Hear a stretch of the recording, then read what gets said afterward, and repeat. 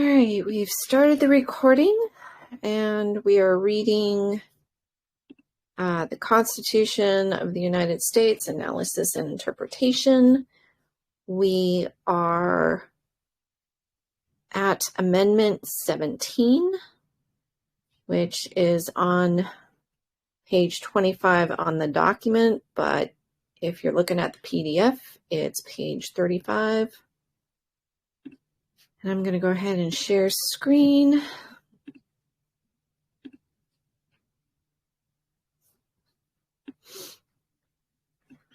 Okay. All right. So, Amendment 17. The Senate of the United States shall be composed of 2 senators from each state, elected by the people thereof for 6 years, and each senator shall have 1 vote. The electors in each state shall have the qualifications requisite for electors of the most numerous branch of the state legislatures. When vacancies happen in the representation of any state in the Senate, the executive authority of such state shall issue writs of election to fill such vacancies, provided that the legislature of any state may empower the executive thereof to make temporary appointments until the people fill the vacancies by election as the legislator may direct. This amendment shall not be so construed as to affect the election or term of any senator chosen before it becomes valid as part of the Constitution. All right, does anybody have any questions about that? All right, we're going to go on to Amendment 18, Section 1.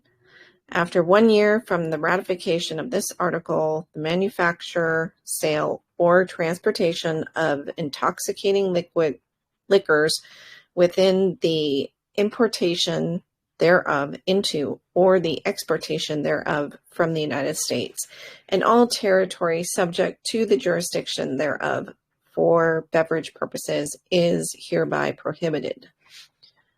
Section 2. The Congress and the several states shall have concurrent power to enforce this article by appropriate legislation. Section 3. This article shall be inoperative unless it shall have been ratified as an amendment to the Constitution by the legislatures of the several states, as provided in the Constitution, within 7 years from the date of the submission hereof to the states by the Congress. You know what I would like? I would like for these amendments to have like a date when they were enacted or added. That would be helpful. Because are they saying, did this happen around Prohibition? It's interesting. From the ratification of this article, and manufacture, sale, transportation. Purposes hereby prohibited. Yeah, so one would think, I don't know, let's see. Amendment 18. Amendment 18.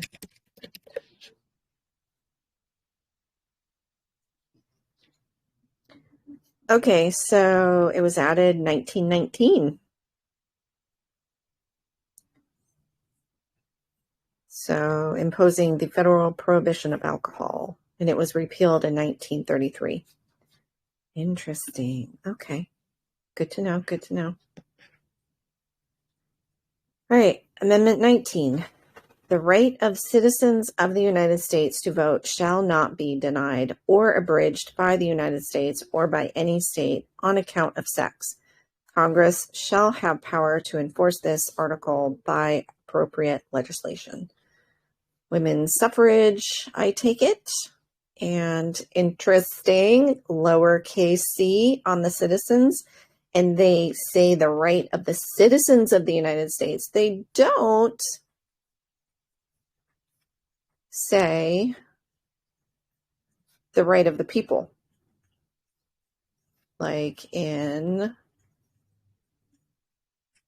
here, the right of the people. Look at that. So only citizens can vote then. I take it. Citizens of the United States, 10 square miles. Exactly. All right. What am I doing? What am I doing? Okay, here we go. Okay. Amendment 20, Section 1. The terms of the President and the Vice President shall end at noon on the 20th day of January, and the terms of Senators and Representatives at noon on the 3rd day of January, of the years in which such terms would have ended if this article had not been ratified, and the terms of their successors shall then begin. Section 2. The Congress shall assemble at least once in every year, and such meeting shall begin at noon on the 3rd day of January unless they shall by law appoint a different day. Section 3. If at the time fixed for the beginning of the term of the President, the President-elect shall have died, the Vice President-elect shall become President. If a President shall not have been chosen before the time fixed for the beginning of his term, or if the President-elect shall have failed to qualify, then the Vice President-elect shall act as President until a President shall have qualified. And the Congress may by law provide for the case wherein neither a President-elect nor a Vice President-elect shall have qualified, declaring who shall then act as President, or the manner in which one who is to act shall be selected, and such person shall act accordingly until a President or Vice President shall have qualified. Section 4. The Congress may by law provide for the case of the death of any of the persons from whom the House of Representatives, that's my dog, all of a sudden she wants to play, may choose a president whenever the right of choice shall have devolved upon them, and for the case of the death of any of the persons from whom the Senate may choose a vice president, whenever the right of choice shall have devolved upon them. Section 5. Section 1 and 2 shall take effect on the 15th day of October following the ratification of this article. Section 6. This article shall be inoperative unless it shall have been ratified as an amendment to the Constitution by the legislators of 4/3 of the several states within 7 years from the date of its submission. All right, so Amendment 20 is going over the terms of Vice President and President and the Senators and Representatives, how many times they need to assemble a year,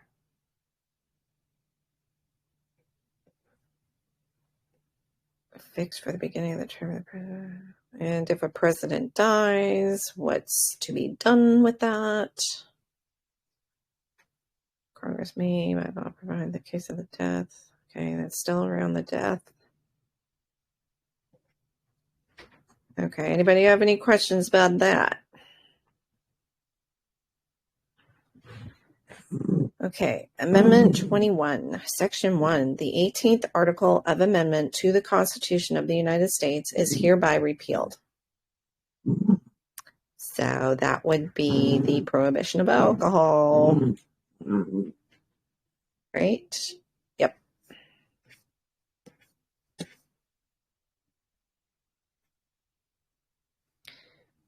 All right, Section 2, the transportation or importation into any state, territory, or possession of the United States for delivery or use therein of intoxicating liquors in violation of laws thereof is hereby prohibited. So they have to stay within certain laws to be able to import, export.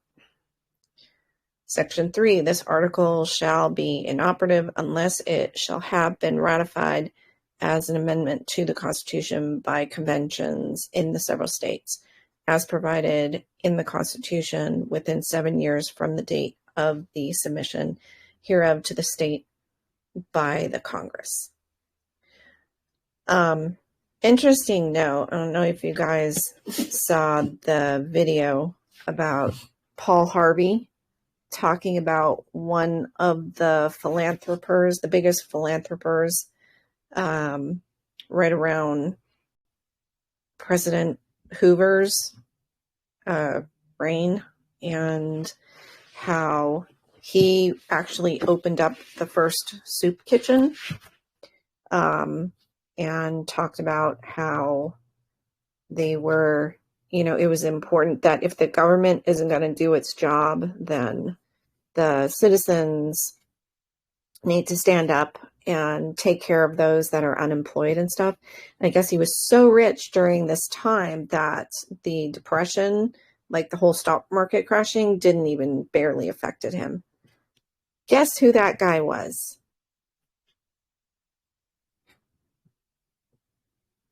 Was it Morgan? Nope, it was Al Capone. Al Capone. So it makes you wonder, like, was Al Capone as bad as he's been portrayed in his story? I'm sure he wasn't any angel, but it makes you wonder why, if he was that bad, how could they only get him on tax evasion? So interesting things to think about. But I do remember him being like really loved by his neighborhoods. Like they freaking loved him. It was because he did a lot of good things for the communities. Now they portrayed it as, well, he did this so, the people wouldn't like squeal on him and go to the feds and rat him out and stuff like that. But he actually had a good understanding of law and of government, and how government was not doing the job that they should have been. So I found that to be quite interesting. Okay, Amendment 22. Section 1, no person shall be elected to the office of the president more than twice, and no person who has held the office of president or acted as president for more than 2 years of a term to which some other person was elected president shall be elected to the office of the president more than once. But this article shall not apply to any person holding the office of president when this article was proposed by the Congress, and shall not prevent any person who may be holding the office of president or acting as president during the term within which this article becomes operative from holding the office of president or acting as president during the remainder of such term.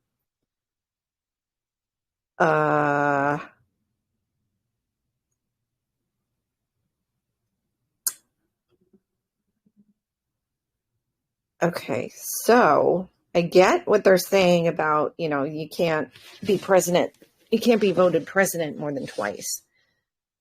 But it says, and no person who has held the office of president or acted as president for more than 2 years of a term to which some other person was elected president shall be elected to the office of the president more than once.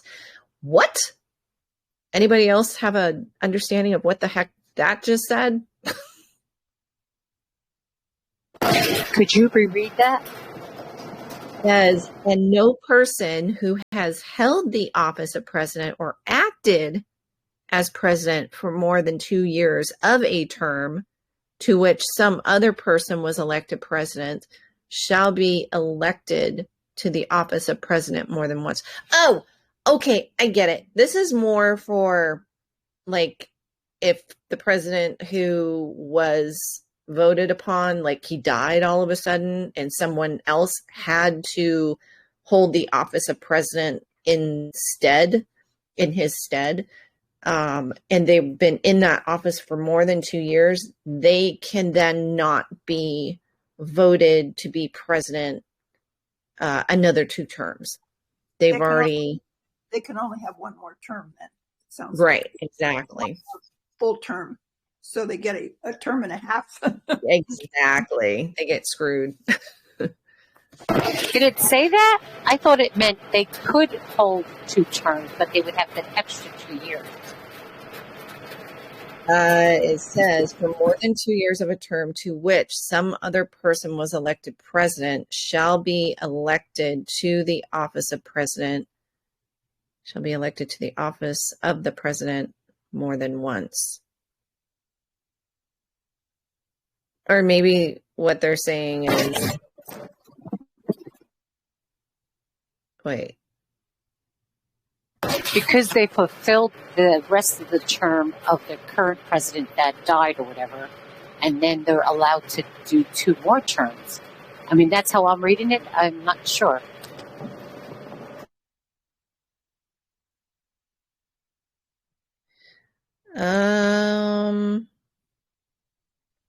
They wouldn't have lawyers writing these things. It'd be easier to understand. Of course. I know.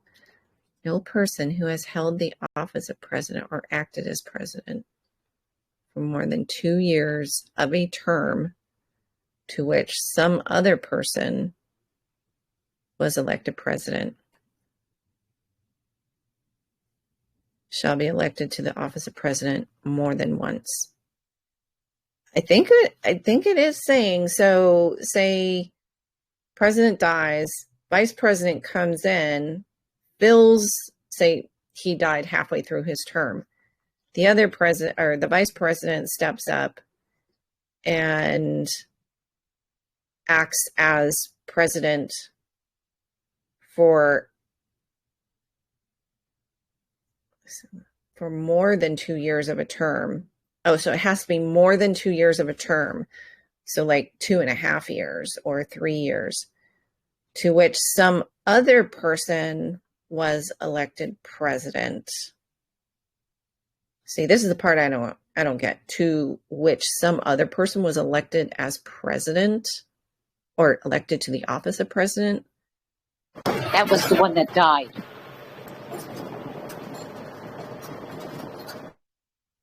Okay. Well, I'm hoping that later on they'll do an analysis and break it down a little bit more. Okay, section 2. This article shall be inoperative unless it shall have been ratified as an amendment to the Constitution by the legislators of 3/4 of the several states within 7 years from the date of its submission to the states by the Congress. Amendment 23, Section 1. The district constituting the seat of government of the United States shall appoint in such manner as the Congress may direct a number of electors of president and vice president equal to the whole number of senators and representatives in Congress to which the district would be entitled if it were a state, but in no event more than the least populous state. They shall be in addition to those appointed by the states, but they shall be considered for the purpose of the election of president and vice president to be electors appointed by a state. And they shall meet in the district and perform such duties as provided by the 12th article of amendment. Section 2, Congress shall have the power to enforce this article by appropriate legislation. Okay, a district constituting to sit the seat of government. A number of electors. So this is talking about the electors? Yeah, I think that one's all about the electors. Okay, Amendment 24, Section 1. The right of citizens of the United States. I roll my eyes every single time I read that. to vote in any primary or other election for president or vice president, for electors for president or vice president, or for senator or representative in Congress shall not be denied or abridged by the United States or any state by reason of failure to pay any poll tax or other tax. Okay. The right of citizens of the United States to vote in any primary or other election for president, for the electors, for president or vice president, shall not be denied or abridged by reason. Okay. So it's saying even if you don't pay taxes, that you shouldn't be denied the right to vote. Everybody else agree with that? Yes. The Congress shall have power to enforce this article by appropriate legislation. Amendment 25, Section 1. In case of the removal of the president from office or of his death or resignation, the vice president shall become president. We learned that with Nixon. Section 2. Whenever there is a vacancy in the office of the vice president, the president shall nominate a vice president who shall take office upon confirmation by a majority vote of both House and Congress.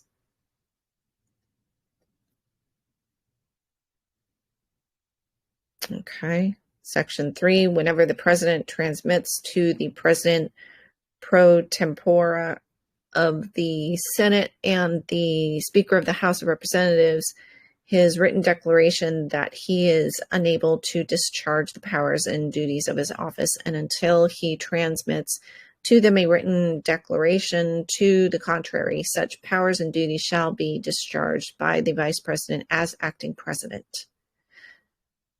Okay. Pro tempore, I guess, just means temporarily unable to fulfill duties. Pro tempore. Oh, temporary. It just means temporary. Okay, for the time being.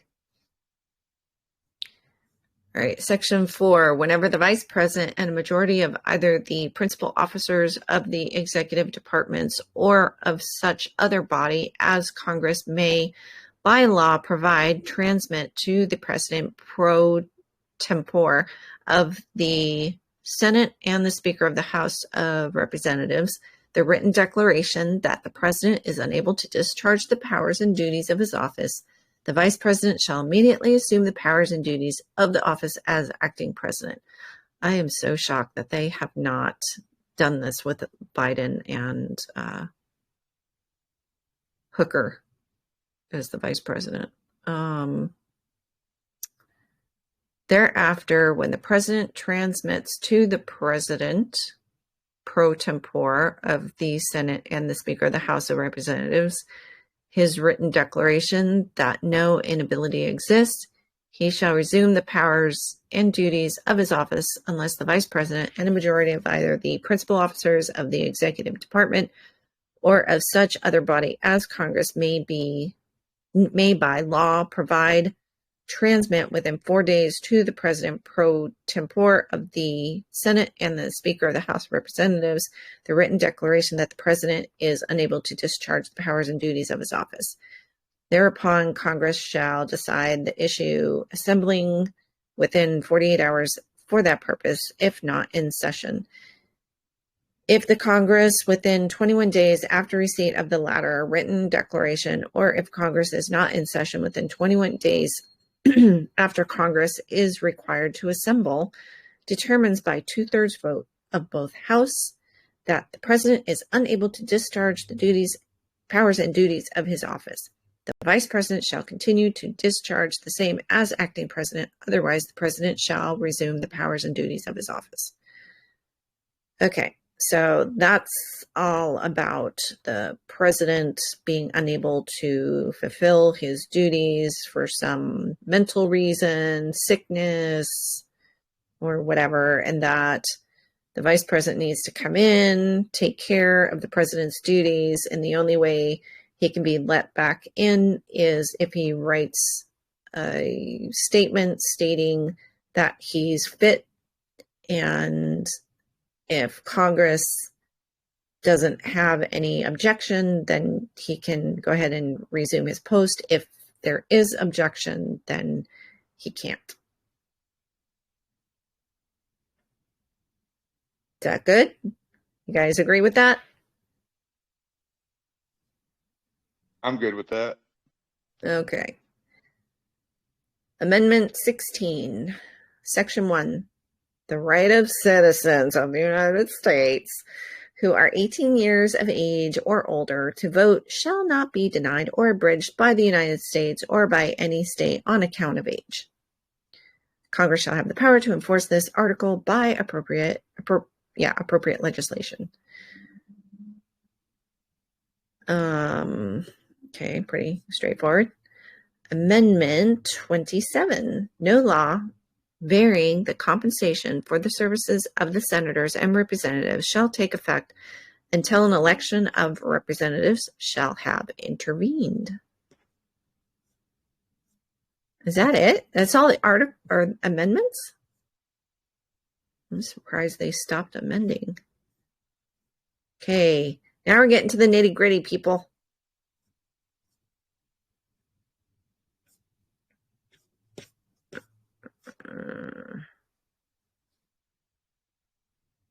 Should I read this introduction?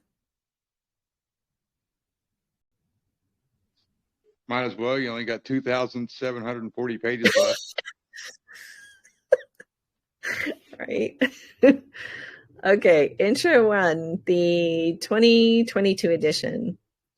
As the keystone of the United States, the Constitution informs federal and state law, delineates the distinct roles of the executive, legislative, and judicial branches of the U.S. government, and demarcates the powers of the United States from those of the states.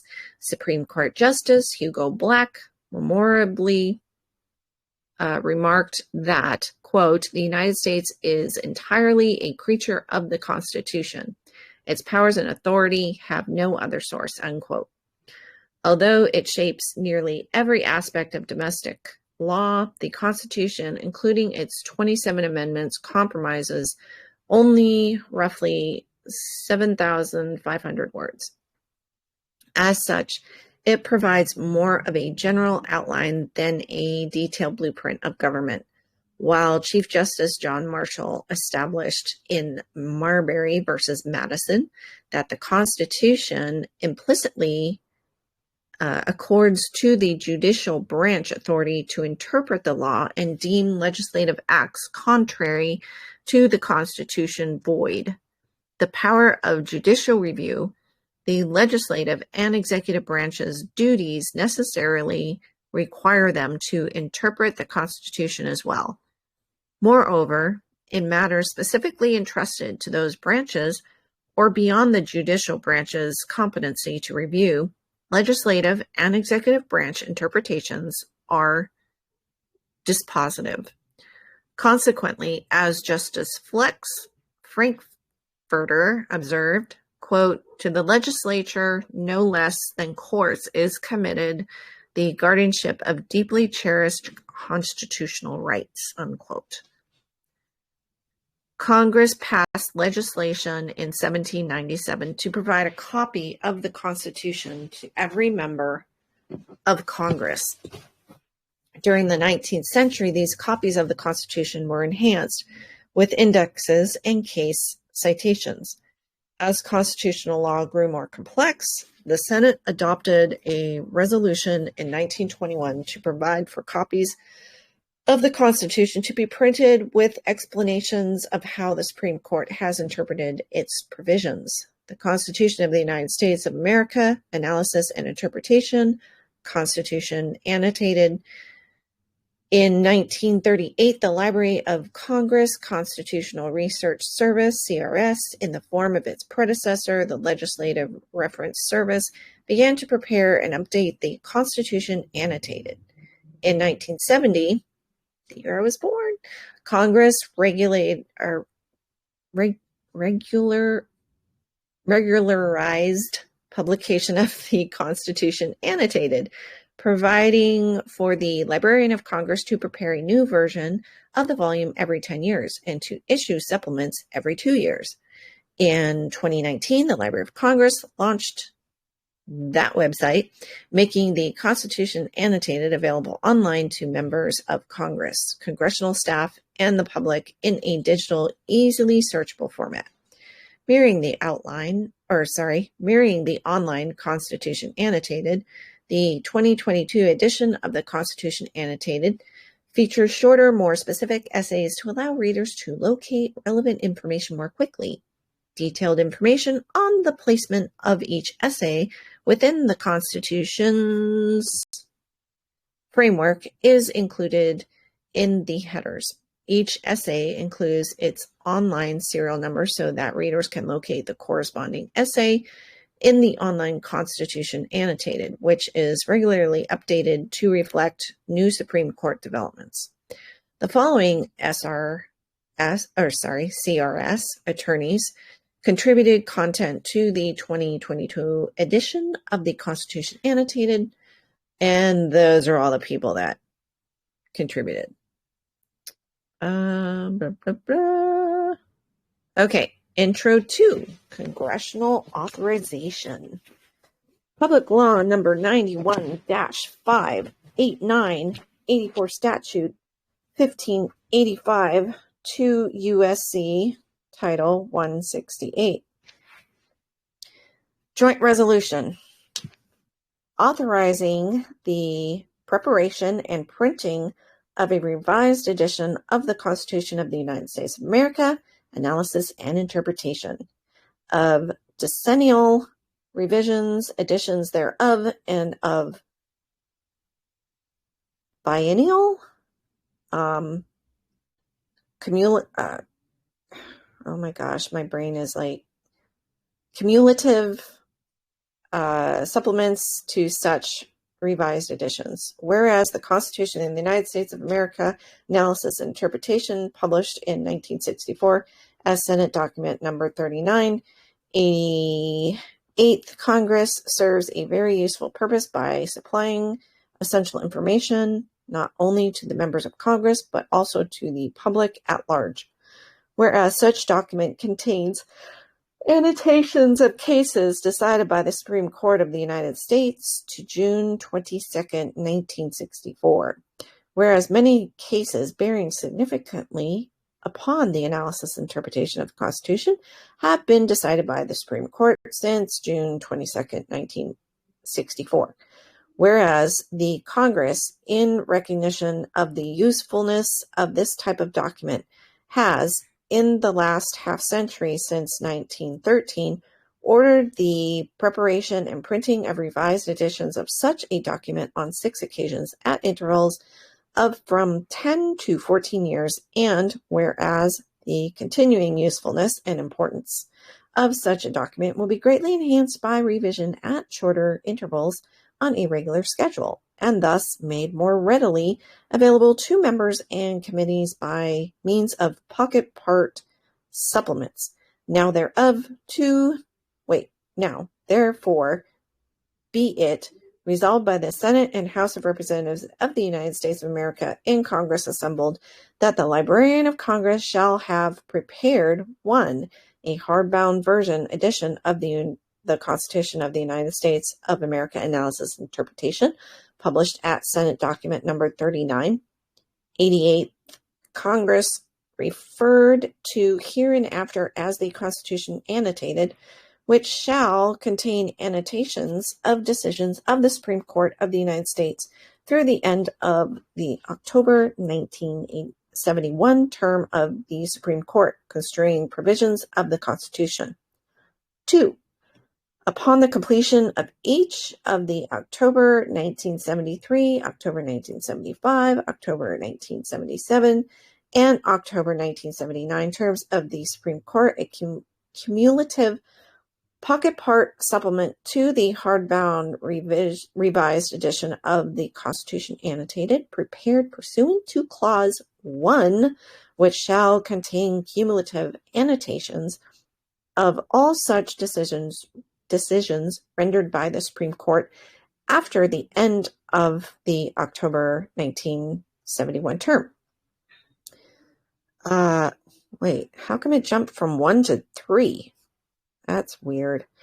3, upon the completion of the October 1981 term of the Supreme Court and upon the completion of each 10th October term of the Supreme Court thereof, a hardbound decennial revised edition of the Constitution annotated, which shall contain annotations of all decisions theretofore rendered by the Supreme Court construing provisions of the Constitution, and 4, upon the completion of the October 1983 term of the Supreme Court and upon the completion of each subsequent October term of the Supreme Court, beginning in an odd-numbered year, the final digit of which is not a 1, a cumulative pocket part supplement to the most recent hardbound decennial revised edition of the Constitution annotated, which shall contain cumulative annotations of all such decisions rendered by the Supreme Court which were not included in that hardbound decennial revised edition of the Constitution annotated. Section 2. All hardbound revised editions and all cumulative pocket part supplements shall be printed as Senate documents. 3. There shall be printed 4,870 additional copies of the hardbound revised editions prepared pursuant to Clause 1 of the first section, and of all cumulative pocket part supplements thereto, of which 2,634 copies shall be for the use of the House of Representatives, 1,236 copies shall be for the use of the Senate, and 1,000 copies shall be for the use of the Joint Committee on Printing. All members of Congress, Vice Presidents of the United States, and delegates of resident commissioners newly elect subsequent to the issuance of the hardbound revised edition prepared pursuant to such clause and prior to the first hardbound decennial revised edition who did not receive a copy of the edition prepared pursuant to such clause shall, upon timely request, receive 1 copy of such edition and the then current cumulative pocket part supplement and any further supplements thereto.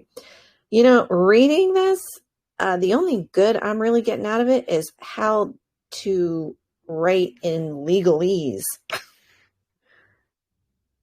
and where to put the theretos and the therefores and the herewiths and all that kind of stuff. All members Make people real pleased. They're confused.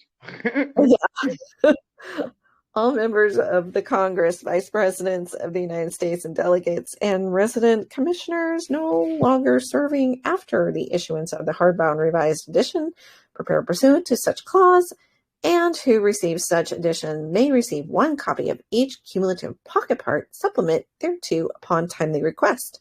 Section 4. Additional copies of such hardbound decennial revised edition and the cumulative pocket part supplements thereto shall be printed and distributed in accordance with the provisions of any concurrent resolution hereafter adopted with respect thereto.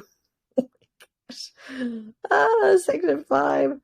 There are authorized to be appropriated such sums to remain available until expended, as may be necessary to carry out the provisions of this joint resolution, approved December 24th, 1970. Ooh, I was almost born. You know what I get out of that is everyone in Congress has a copy of this and should know what it says. Good point. That's what I'm getting from it. Ignorance is... They can't really read up there. I don't think they can actually read. Well, they pay their little lackeys to read it for them and then give them a Cliff's Notes of what the hell it means. Intro 3, Background on Amendments to the Constitution. Intro 3.1, Ratification of Amendments to the Constitution generally. The essays that follow discuss the ratification of the amendments to the Constitution of the United States of America along with the text of the amendments, literal print. In Dillon versus Gloss, 256 U.S. 368, year 1921, the Supreme Court stated that it would take judicial notice of the date on which a state ratified a proposed constitutional amendment. Accordingly, the court consulted the state journals to determine the dates on which each house of the legislature of certain states ratified the 18th Amendment. It therefore follows that the date on which the governor approved the ratification, or the date on which the Secretary of State of a given state ratified or certified the ratification, or the date on which the Secretary of State of the United States received a copy of said certificate, or the date on which he proclaimed that the amendment had been ratified, are not controlling. Boy, hold on. I'm going to see if I can. Dang it, I can't do it. Oh, maybe that's why. Okay. Let's make it a little bigger for me and for you. Okay. Let's move this. Dang it. Get out of my way. Can I reset position? Well, that's not helping. Ugh. Seriously, people. All right, screw it. I can just okay. Hence, the ratification date given in the following essays is the date on which the legislator of a given state approved the particular amendment. Signature by the speaker or presiding officers of both houses being considered a part of the ratification of the legislature. When that date is not available, the date given is that on which it was approved by the governor or certified by the Secretary of State of the particular state. In each case, such fact has been noted, except as otherwise indicated. Information as to ratification is based on data supplied by the Department of State. Brackets enclosing an amendment number indicate that the number was not specifically assigned to the resolution proposing the amendment. It will be seen accordingly that only the 13th, 14th, 15th, and 16th amendments were thus technically ratified by number. So when some dude and pastor say things like they weren't ratified, like from the 13th Amendment on, they weren't properly ratified, they're more like policy. Is that what they're pointing to? I believe so. Okay.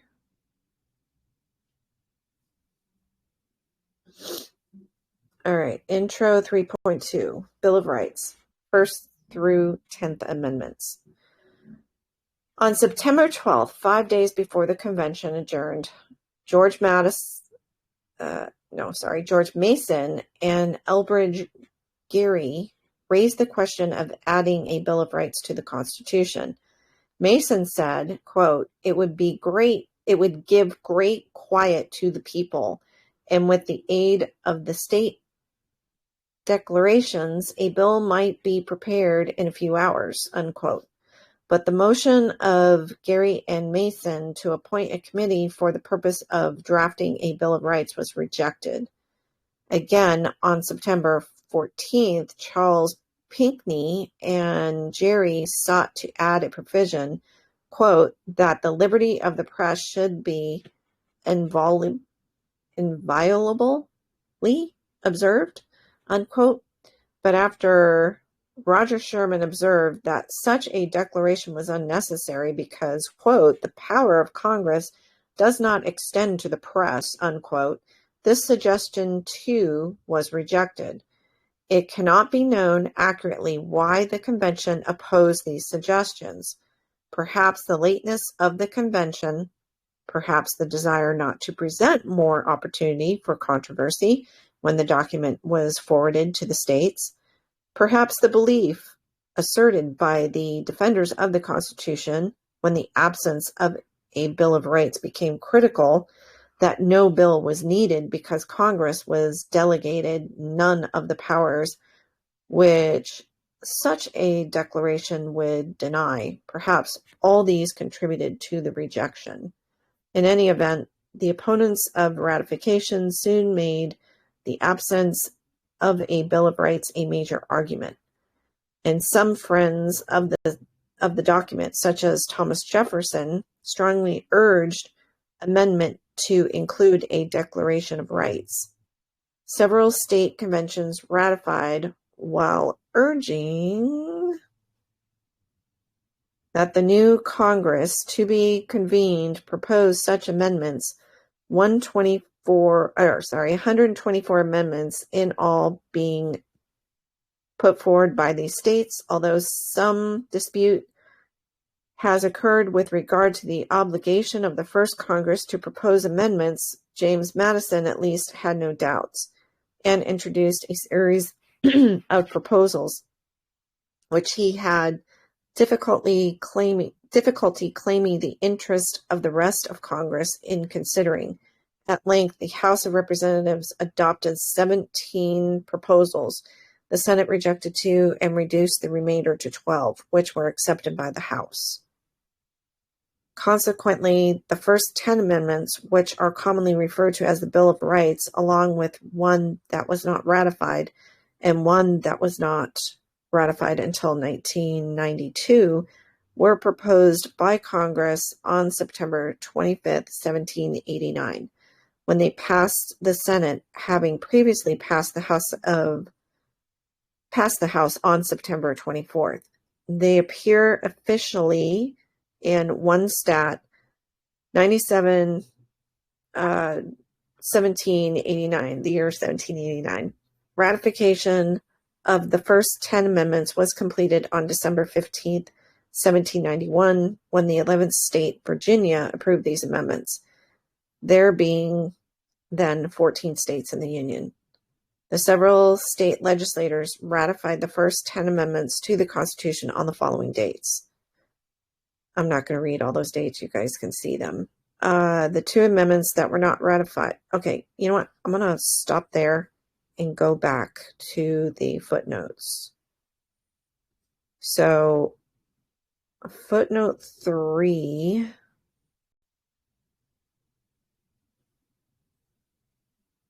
Where's footnote 3? Oh, is right here that no bill was needed because Congress was delegated none of the powers which such a declaration would deny. Perhaps all these contributed to the rejection. So footnote says the argument most used by proponents of the Constitution was that inasmuch as Congress was delegated no power to do those things which a Bill of Rights would prescribe, no Bill of Rights was necessary, and that it might be dangerous because it would contain exceptions to powers not granted and might therefore afford a basis for claiming more than was granted. That was from the Federalist, number 84, Alexander Hamilton. In any event, the opponents of ratification soon made the absence of a Bill of Rights a major argument.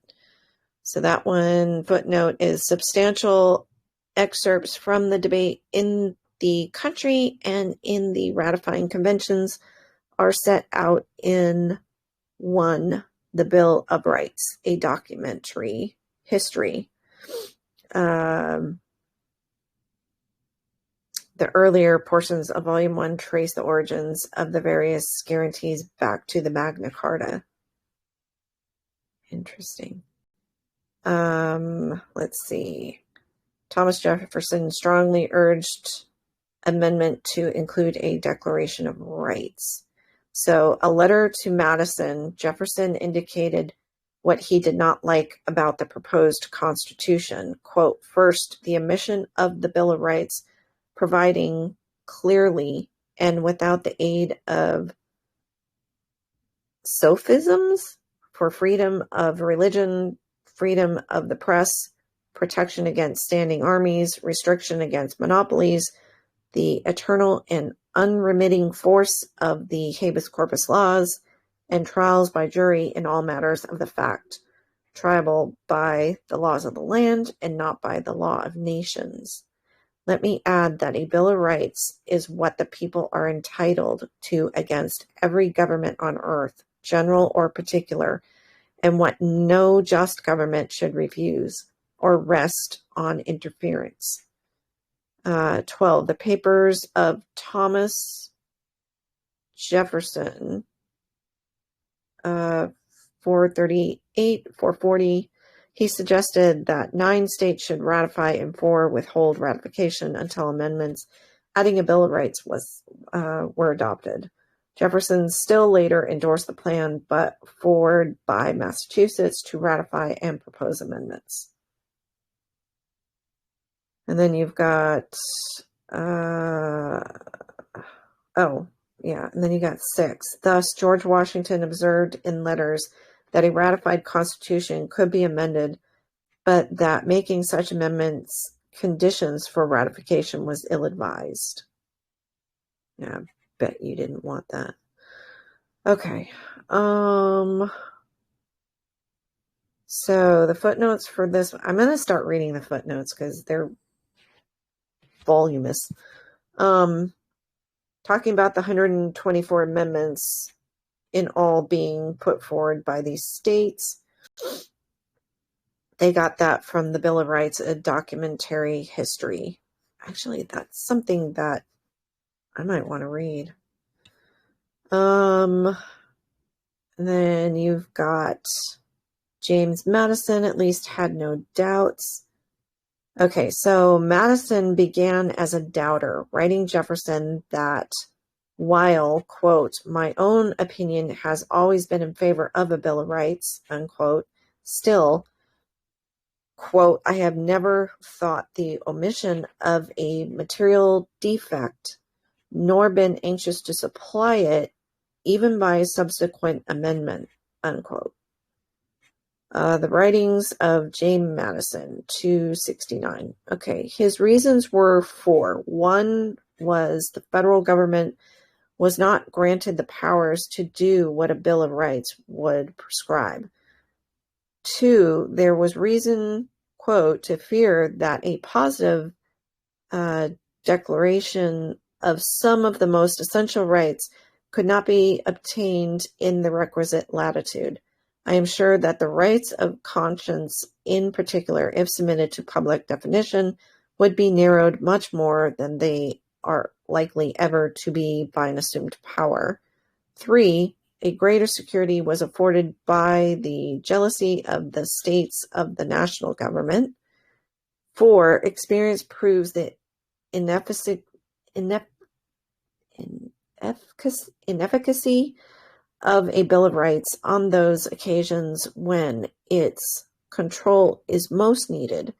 Repeated violations of these parchment barriers have been committed by overbearing majorities in every state. Wherever the real power in a government lies, there is the danger of oppression. In our governments, the real power lies in the majority of the community, and the invasion of private rights is chiefly to be apprehended not from acts of government contrary to the sense of its constituents, but from acts in which the government is the mere instrument of the major number of the constituents. Wherever there is an interest and power to do wrong, wrong will generally be done. Ain't that true? And not less readily by a powerful and interested party than by a powerful and interested prince, unquote. Jefferson's response acknowledged the potency of Madison's reservations and attempted to answer them, in the course of which he called Madison's attention to an argument in favor not considered by Madison, quote, which has great weight with me, the legal check which it puts into the hands of the judiciary, This is a body which, if rendered independent and kept strictly to their own department, merits great confidence for their learning and integrity, unquote. That was from the papers of Thomas Jefferson. Madison was to assert this point when he introduced his proposals for a Bill of Rights in the House of Representatives. That comes from the Annals of Congress. In any event, the following ratification, Madison, in his successful campaign for a seat in the House, firmly endorsed the proposal of a Bill of Rights. Quote, "It is my sincere opinion that the Constitution ought to be revised, and that the first Congress meeting under it ought to be prepared and recommended to the states for ratification. The most satisfactory provisions for all essential rights, particularly the rights of conscience in the fullest latitude, the freedom of the press, trials by jury, security against general warrants, and etc." Unquote. That's the writings of James Madison. Okay. And then, where was footnote 9?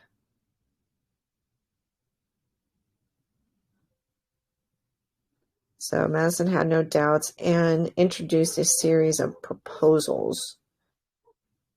So the proposals as introduced are at page 433 through 36. The members of the House were indisposed to moving on the proposals. That's the one analogs of Congress.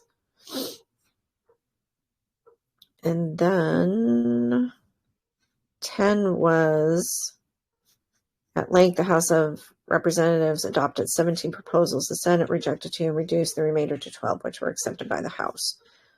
Okay, so debate in the House began on July 21, 1789, and final passage was had on August 24, 1789.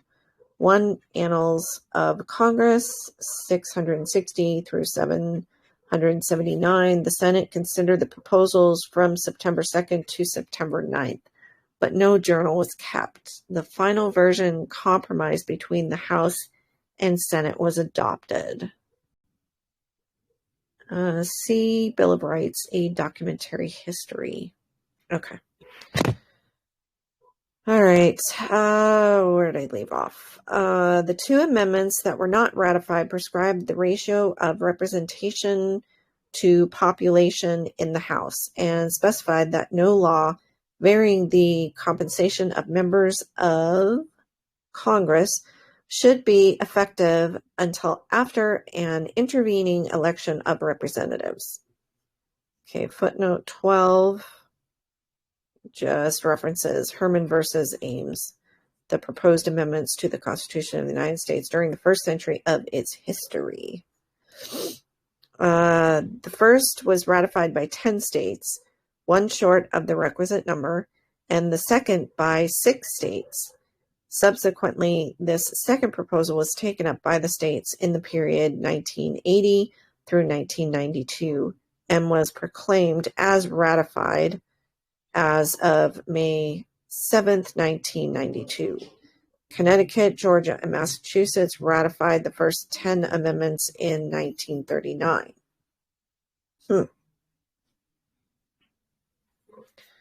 Intro 3.3. Early amendments, 11th and 12th amendments.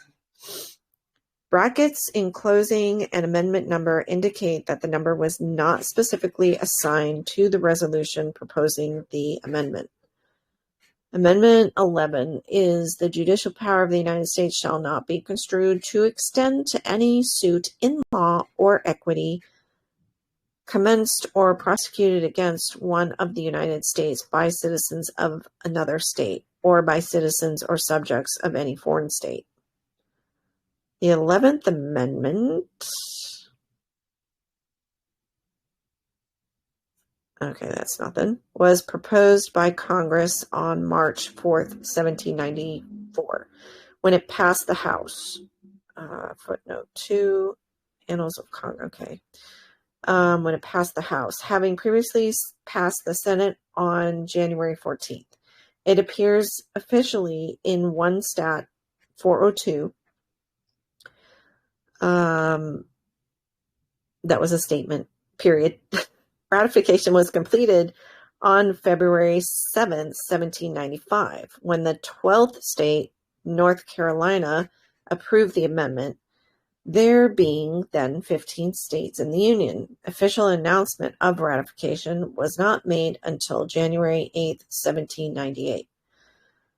When President John Adams, in a message to Congress, stated that the 11th Amendment had been adopted by 3/4 of the states and that it, quote, may now be deemed to be part of the Constitution, unquote.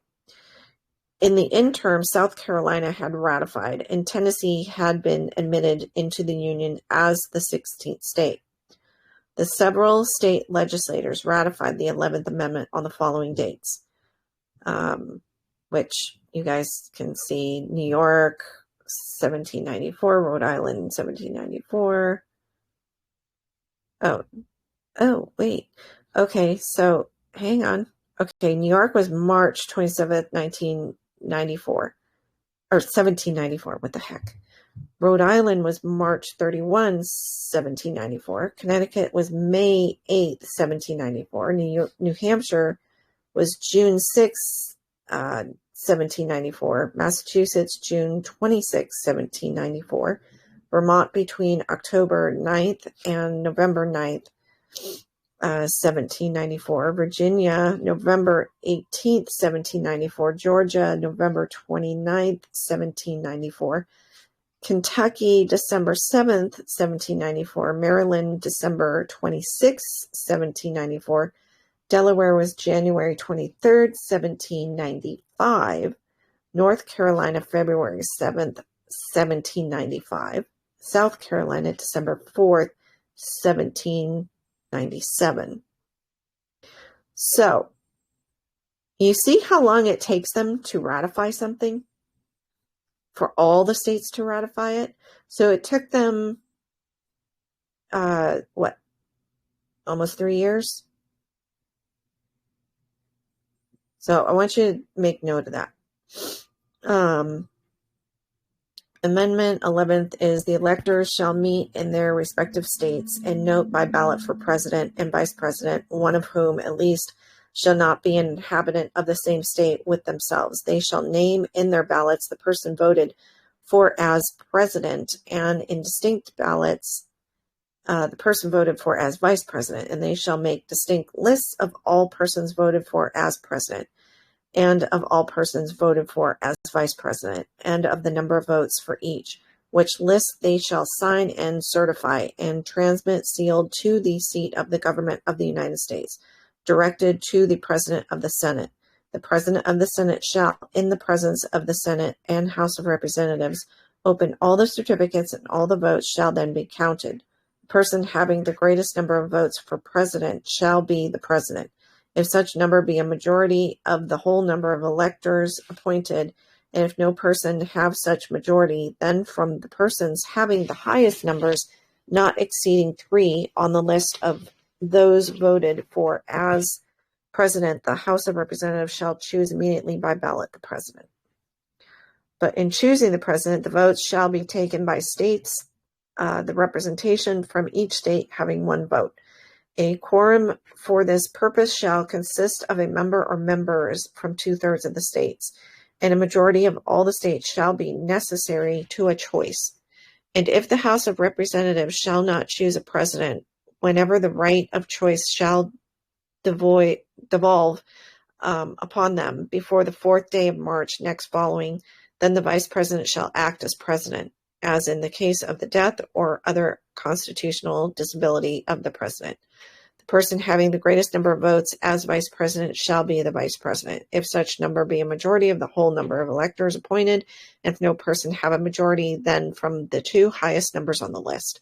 The Senate shall choose the vice president. A quorum for the purpose shall consist of 2/3 of the whole number of senators, and a majority of the whole number shall be necessary to a choice. But no person constitutionally ineligible to the office of president shall be eligible to that of vice president of the United States.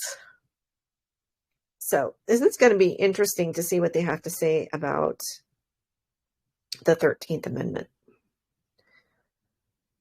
Okay, so now we got the 12th Amendment. Number 4.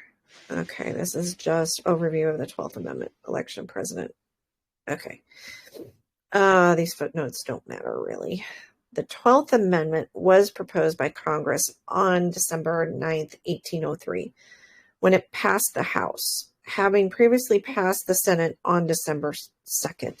It was not signed by the presiding officers of the House and Senate until December 12th. It appears officially in 2 Stat 306. Ratification was probably completed on June 15th, 1804.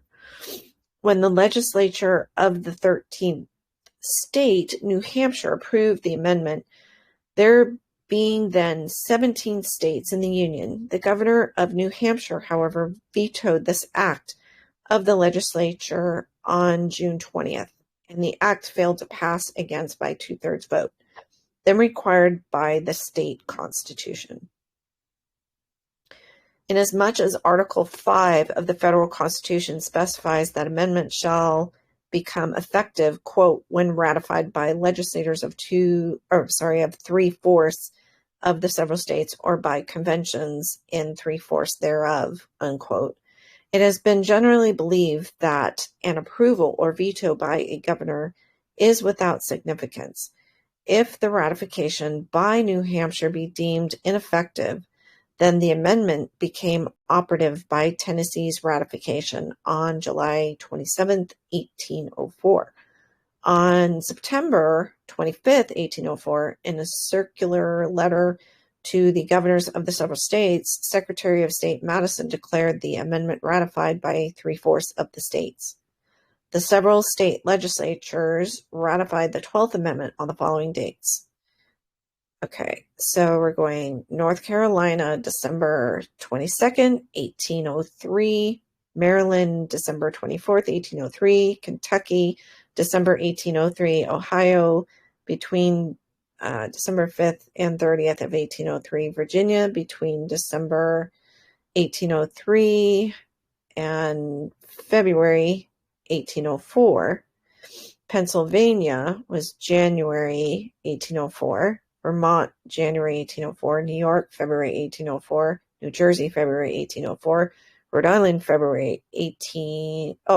between February and March of 1804, South Carolina, May 1804, Georgia, May 1804, New Hampshire, June 1804, and Tennessee, July 1804. The amendment was rejected by Delaware on January 1804 and by Connecticut at its sessions begun May 1804.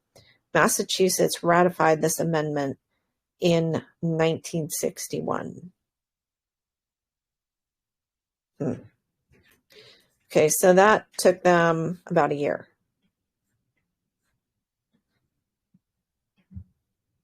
Right? 1961. Oh my goodness. Yeah, right? Took 200 years for Massachusetts.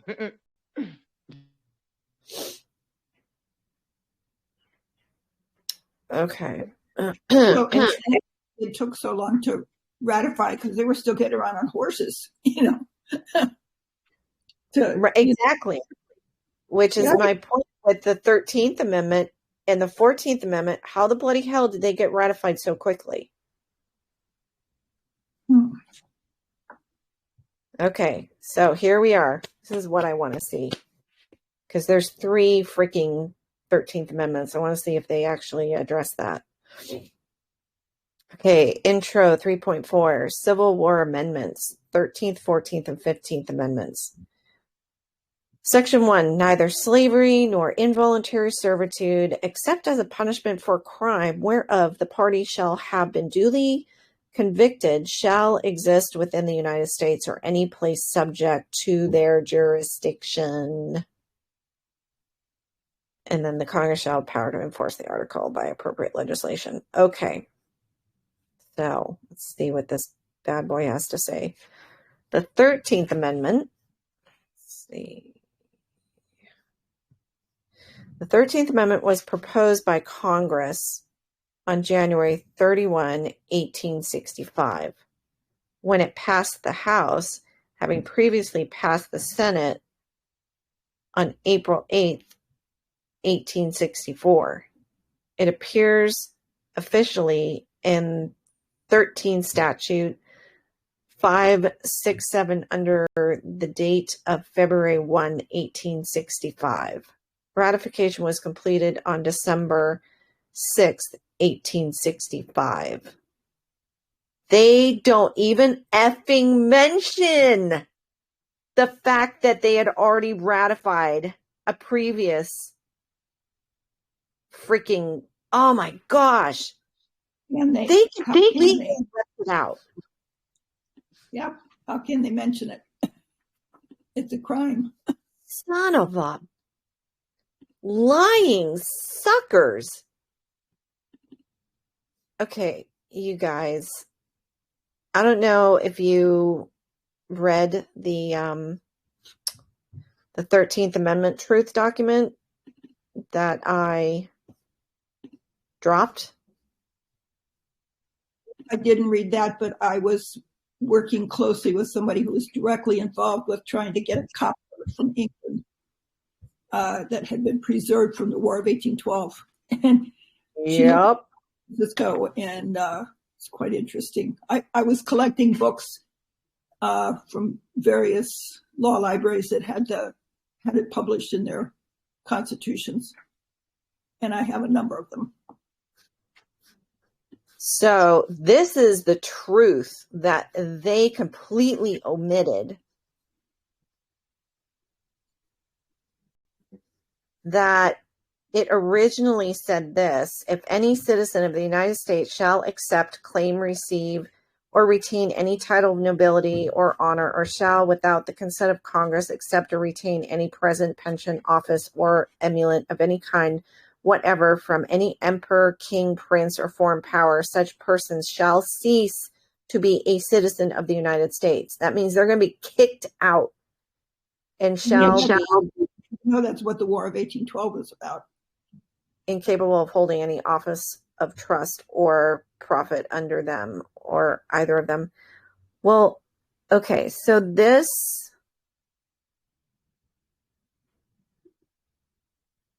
is interesting because here they reference citizen of the United States. And that was in 1819 that this took place. When they haven't even mentioned like the definition of what a citizen of the United States is. I find that to be interesting. But yeah, so this is what really happened, is that between 1810 and 1812, the 13th Amendment was ratified by 12 of the 14 states. However, the Constitution requires 3/4 of the states to ratify. That means they need 13 states, but officially, before officially being ratified. However, before they could get the answer, that's when the War of 1812 broke out, just conveniently. And on August 1814, the British burned down the Capitol, the Treasury, the Library of Congress. And unfortunately, the research to obtain the answer regarding the ratification was thrown on the back burner. Then 4 years later, Congress asked for a resolution to the ratification, and President Monroe sent a letter to the Secretary of State Adams asking if a 13th state had ratified it. Adams then sent a letter to the governors of Virginia and Connecticut asking if they had ratified it, as New York, Rhode Island, and South Carolina had rejected it. Adams sent a letter to the House requesting a resolution to this question, but there was no letter from Adams to the president with a response. But turns out they found a ratified amendment for Connecticut and Virginia in 2012. And then in 1849, Virginia wanted to revise the 1819 Civil Code of Virginia. So they asked the current Secretary of State Clayton to confirm if the 13th Amendment was ever ratified or if it passed by mistake. So the Secretary concluded it had not been ratified based solely on the letter Adams sent to the House of Representatives in 1818. Yet somehow, between 1818 and 1819, hundreds of copies of these books right here were printed out and handed out to everybody. I'm in Wisconsin. I found that 13th Amendment in books in Wisconsin. See? They're all over. You get them all. But isn't that what the War of 1812 was supposedly a debate about? Yeah, they wanted to annihilate. They wanted to get rid of it. Yeah. Because even though it's technically in the articles, like it talks about it in the articles, which article did it talk about it? Shoot. You know, I don't even have my little book with it. But I don't think that in the article of the Constitution, I don't think it said that they were going to be basically kicked out of the country. I think it just said... Yeah, they wanted to fortify it, I think, to add. Yeah.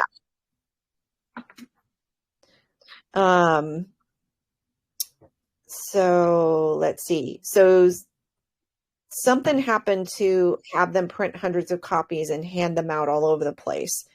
And copies of the newly ratified were printed and handed out in 1819. Yet, even with Clayton's opinion on the matter, they continued to print the Constitution, the original Constitution, for another 11 years. Then the first attempt to revise the 13th, because there were two other, they wanted to revise it. Lincoln wanted to revise it first. And it was during 1860, Congress came up with a newly revised 13th Amendment, which would keep the federal government out of states' laws, thus removing the original 13th Amendment from history. However, during December 1860, South Carolina seceded from the Union, which triggered the onset for the Civil War. It had nothing to do with slavery. Lincoln was inaugurated on January 1861 and then signed the new 13th Amendment into law, stating that no amendment shall be made to the Constitution which will authorize or give to Congress the power to abolish or interfere within any state with the domestic institutions thereof, including that of persons held to labor or service by the laws of the said state. And this 13th Amendment was the first time a president had signed an amendment into law. However, Civil War broke out, and Lincoln's signed amendment, which allowed the states to make their own laws without federal interference, even for slavery, was never printed. And then Lincoln was a lawyer with the bar and brought in the first taxation upon the people. I don't know why I put that in there, but, and it said that Lincoln was beholden to the bankers, and he arrested people who disagreed with him and placed the army at the homes of judges when passing these laws. He did not like the bankers, but he was beholden to them. And then the powers that be took advantage of the tumultuous war and officially removed the original 13th Amendment in 1865. Then they destroyed the amendment Congress had ratified with Lincoln's approval and proposed a new 13th Amendment that prohibited slavery. So basically, Lincoln went to South Carolina and said, look, I will put this amendment in. Just don't secede from the Union. You can have your slavery. I need you to stay within the Union. They're like, no, because I know what you guys are going to do. You're going to start controlling us and telling us what we can do, which is why he wrote that amendment and approved it. But then Lincoln surrendered April 9th, Okay. And then Lincoln was assassinated April 14th. Pretty convenient, if you ask me. December 1865, the new 13th Amendment was ratified, which they loudly proclaimed themselves heroes for prohibiting involuntary slavery, while saying nothing about the voluntary slavery they just wrote in the amendment. And they said nothing about the part where they removed the second 13th Amendment that they tried to get passed. They just got rid of it altogether. And the bankers are the ones who paid for these wars on both sides. They loaned, South Carolina. Wait, it was South Carolina they were fighting, right? Yeah. So they were funding South Carolina and the North. And it didn't matter to them who basically won and who lost, because they were going to get their money back, and they were going to destroy everything with the war. So they would have to also get more money to loan to rebuild. So it was really conniving. So then, let's see. The bankers are the ones who paid for these wars to cause chaos and destruction, purposely going after the Library of Congress and other places that held original documentation so they could basically rewrite our history. Once they rid themselves of the original 13th Amendment, that opened the door to put their lawyers into place. And they could then write codes, regulations, statutes, amendments using ambiguous and evasive language to trick us into voluntary servitude. Are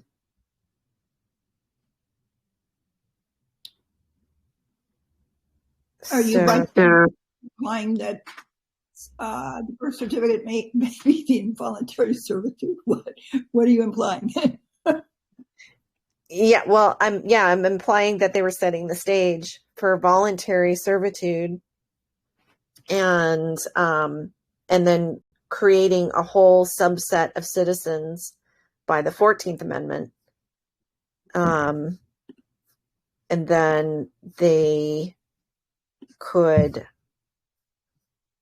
bring in the birth certificate and the social to solidify that servitude, that voluntary servitude.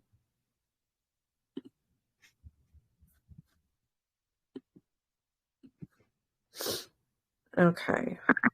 Brilliant plan. It was a brilliant plan, wasn't it? It was so freaking brilliant. Like it, I do have to give them some, respect for the amount of deception that it took and trickery. I mean, it was brilliant, honestly. Nothing less than a snake would come up with, like Lucifer. Who unmuted? I did for a minute, because I was going to say that snake poem is pretty popular on the I don't know if you've read the snake poem. Oh, yes. Yep. Kind of reminded me of that. Exactly. Okay, so I went over all these dates. Okay, so here's how quickly this 13th Amendment got in. So here are supposedly all of the ratified states and the dates in which they ratified it. So they brought it forth. I want to say they brought it forth. God, what did my notes say?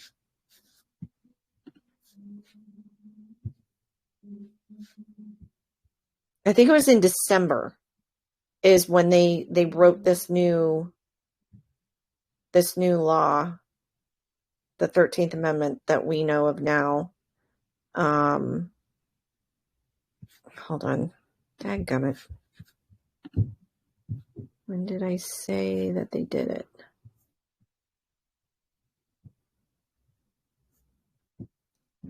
So, all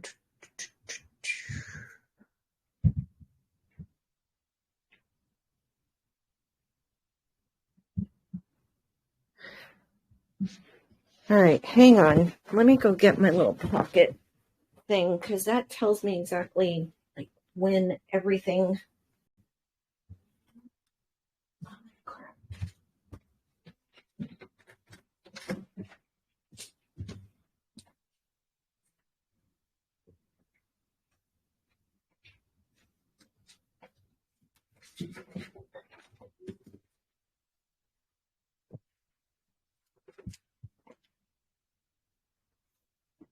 Let's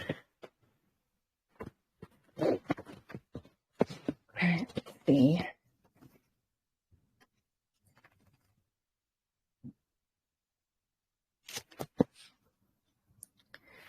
Because I know that it was like within less than a year is when they submitted it to Congress to get it ratified.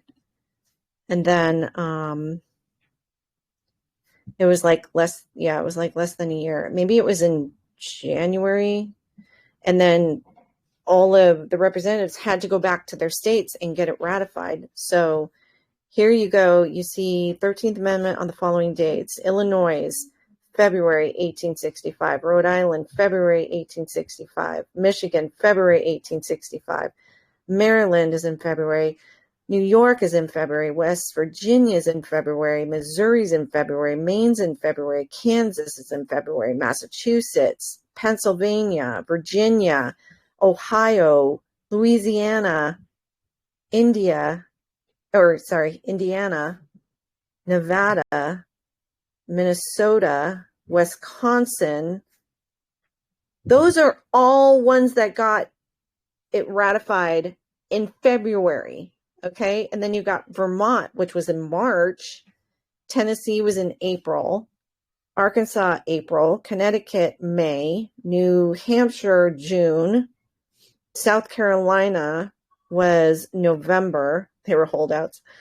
Alabama was December. North Carolina, December. Georgia, December. Oregon, December. California, December. Florida, December.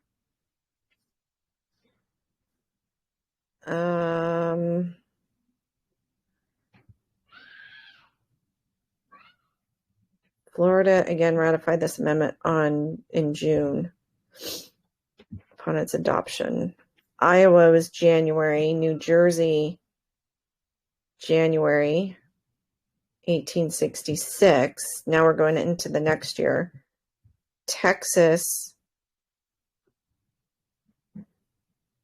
Wait, were all of these states like operational during that time?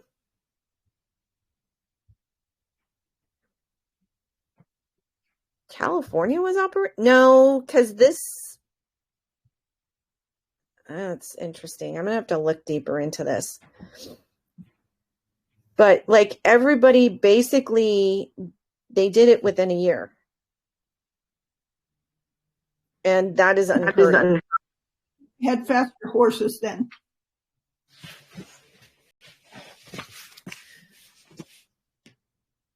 So, okay. And then you've got 14th Amendment. This is the Section 1, all persons born or naturalized in the United States and subject to the jurisdiction thereof. Subject to what jurisdiction, do you ask? The United States federal government. And are citizens of the United States and of the state wherein they reside. So you're a federal citizen and you're a state citizen. No state shall make or enforce any law which shall abridge the privileges or immunities of citizens of the United States, nor shall any state deprive any person of life, liberty, or property without due process of law, nor deny any person within its jurisdiction the equal protection of the laws.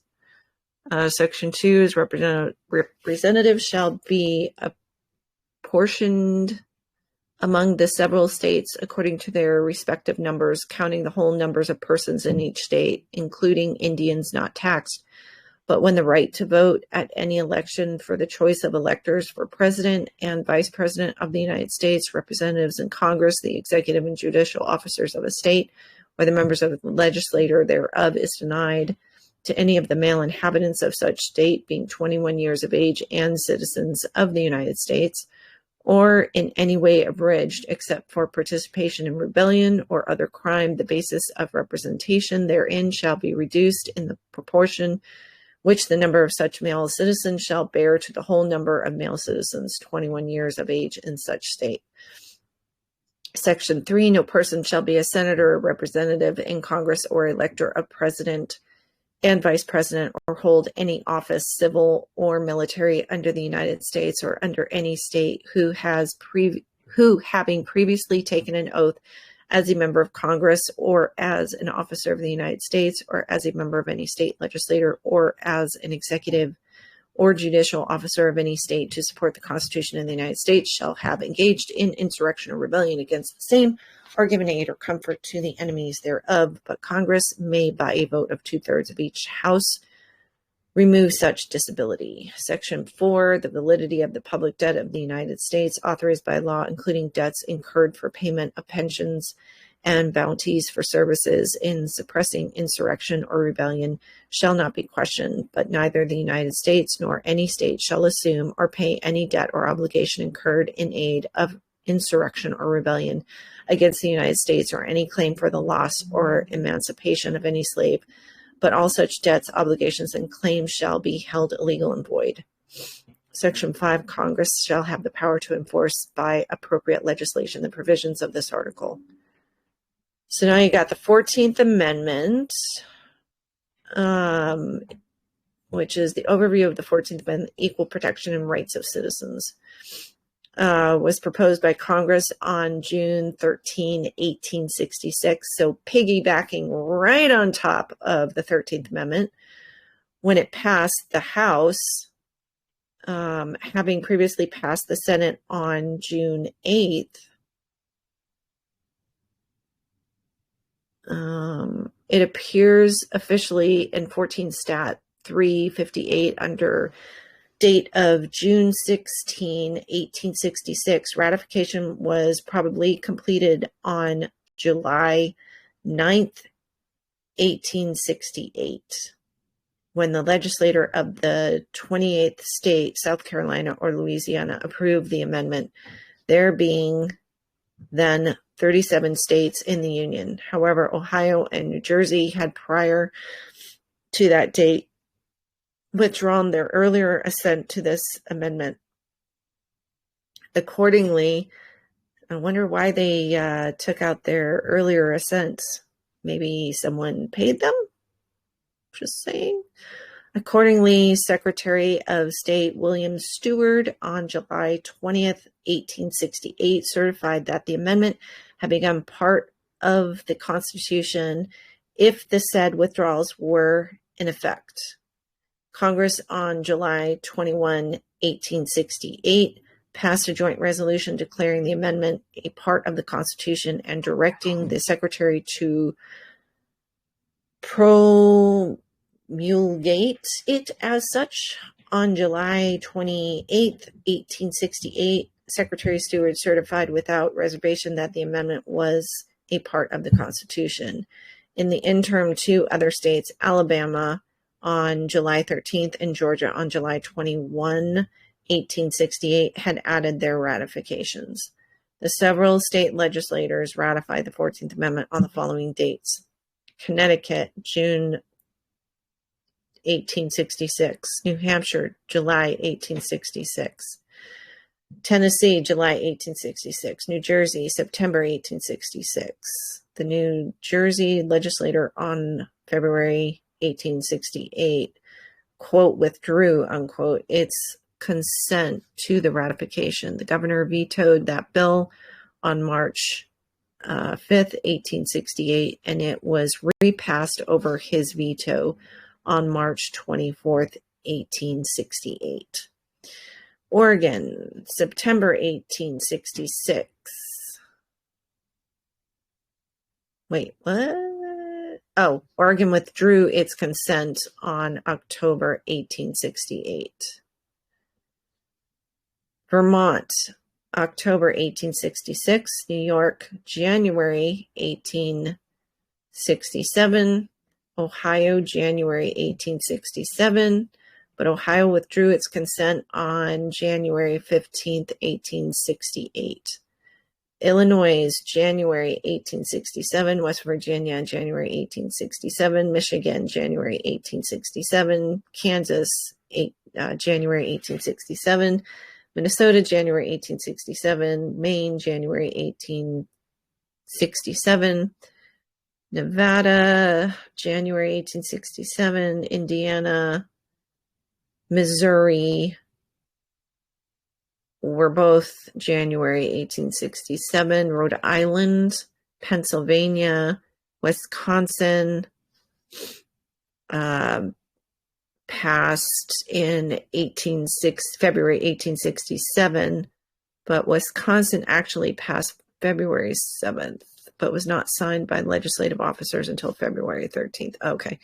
Massachusetts was March 1867, Nebraska, June 1867, Iowa, March 1868, Kansas, April 1868, Florida, June 1868, North Carolina, after having rejected the amendment on December 1866, then approved it July 1868. Louisiana, after having rejected the amendment on February 1867, passed it on July 1868. South Carolina, after having rejected the amendment on December 1866, passed it July 1868. Alabama passed July 1868. Georgia, July 1868, having rejected the amendment in November 1866. Georgia ratified it again on February 2nd, 1870. Virginia, after having rejected the amendment in 1867, approved it in October 1869. I didn't know that they could go back after 2 years and go, okay, yeah, now I want to adopt it. Mississippi, January 1870. Texas, February 1870, after having rejected it in 1866. Delaware, after having rejected the amendment in 1867, passed it in February 1901. Something seems wrong here. After so much time, the banks could pay people to get into office and just change the ratification. Does this not seem hinky to you guys? It sounds like politics as usual. The amendment was rejected and not subsequently ratified by Kentucky on January 1867. Maryland and California ratified this amendment on 1959. Oh, for goodness sakes, people. All right, I'm going to try and read this last bit really quick. Wait. Okay, Amendment 15, Section 1. The right of citizens of the United States to vote shall not be denied or abridged by the United States or by any state on account of race, color, or previous condition of servitude. The 15th Amendment was proposed by Congress on February 26, 1869, when it passed the Senate, having previously passed the House on February 25th. It appears officially in 15 Stat 346 under the date of February 27, 1869.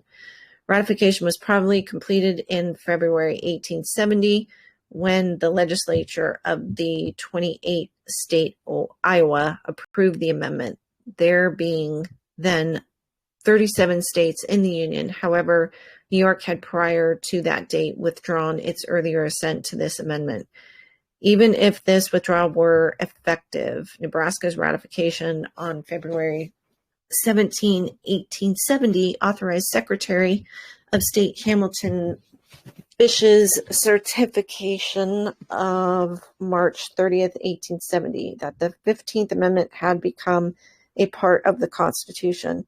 The several state legislators ratified the 15th Amendment on the following dates. Okay, I'm not going to read all those.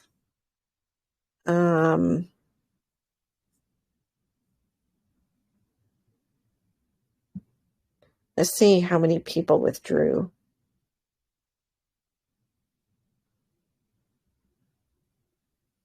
Wait, New York withdrew its consent to the ratification.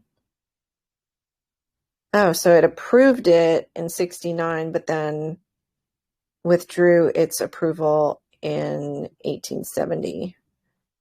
And then Missouri said that they approved it in 1870. Missouri had ratified the first section of the 15th Amendment on March 1869. It failed to include in its ratification the second section of the amendment.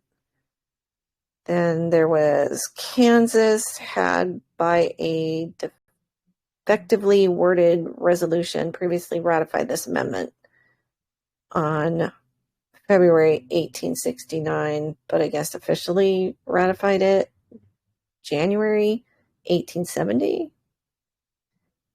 Okay, then Ohio ratified it 1870 after having rejected it in 1869.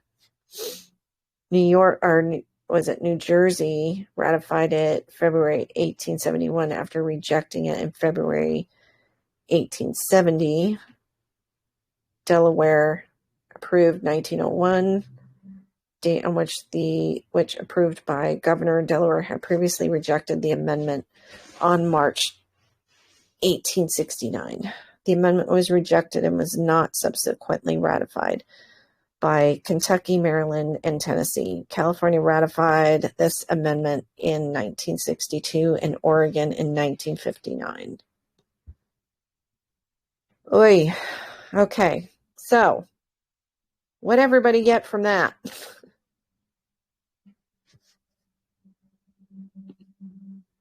The government's nothing but a giant mafia. Good point, Justin. Whole lot of politics and dirty tricks going on, and criminal.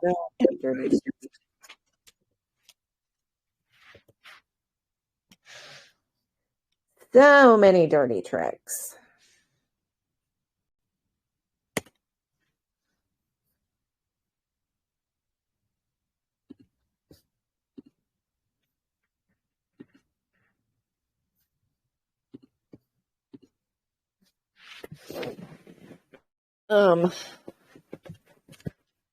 Wow. Okay. Well, it's always fun to learn how corrupt your government is. I didn't know about that second 13th Amendment. And you didn't? Were there more than three? Was there even another one somewhere? Or I don't know. No, as far as they knew, it was just the original one that did get ratified, but they hid that it got ratified and then got rid of it. And Lincoln was going to replace it with that. I think actually Lincoln's amendment would have done the bankers so much damage. Because the bankers basically, they own DC. They own our government. Well, didn't he have print his own greenbacks or something like that too? That was part of it. Yeah, I think that was going to be part of it too. That's what I heard too. Because he was trying to get out from under the bankers, but he just was not able to. because I kind of heard that Lincoln was also doing some dirty stuff on his own, by, if he wanted something to pass that he knew he was going to get opposition against, that he would. Now, again, I don't know if this is true or not, but word on the street is that he would use his army to basically hold people captive, judges captive, to get his stuff across. But I don't know, that amendment would have gone, that amendment would have been so good for our country had it passed. Had he not been killed off. You talk about the first one. No, the one that Lincoln had signed into law. Oh. His second one about the government will not be able to ever come over the top of a state's rights. But then again, maybe that would have made it so every state could be their own little mafia. Yeah. Well, it's interesting about this dual citizenship to the state of the United States, and it's kind of what they do with the birth certificate. The state has it, and the United States has it. So Yep. I know. Yeah, it's all crazy. Okay, well, I'm gonna go ahead and stop recording.